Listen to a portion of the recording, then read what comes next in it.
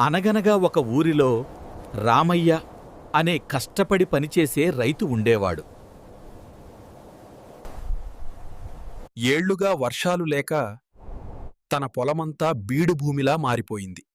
కాని రామయ్య అధైర్యపడలేదు. తన పొలంలోనే బావి తవ్వాలని గట్టిగా నిశ్చయించుకున్నాడు.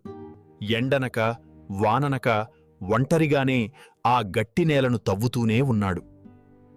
The villagers who saw this said, "పిచ్చి రామయ్య, ఈ ఎండిన నేలలో నీరెక్కడ పడుతుంది?"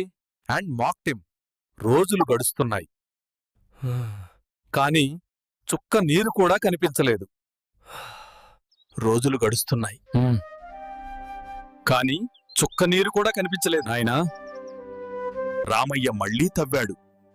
ఒక అద్భుతం! భూమి పొరల నుండి నీరు పైకి ఉప్పొంగింది. రామయ్య ఆనందానికి అవధులు లేవు.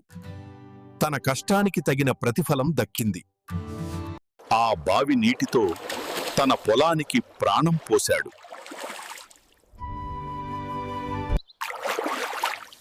నమ్మకంతో ఆ నేలలో విత్తనాలు నాటాడు. కొద్ది రోజుల్లోనే ఆ బీడు భూమి పచ్చని వనంలా మారిపోయింది. శ్రమ నీరైతే ఫలితం పసిడి పంటైంది. ఊరంతా చూస్తుండగానే రామయ్య గొప్ప పంటను పండించాడు. నాడు నవ్వుకున్న వారే నేడు రామయ్య పట్టుదలను చూసి అభినందించారు. గుర్తుంచుకోండి, పట్టుదలతో శ్రమిస్తే అసాధ్యమంటూ ఏదీ లేదు. నీతి కష్టే ఫలి.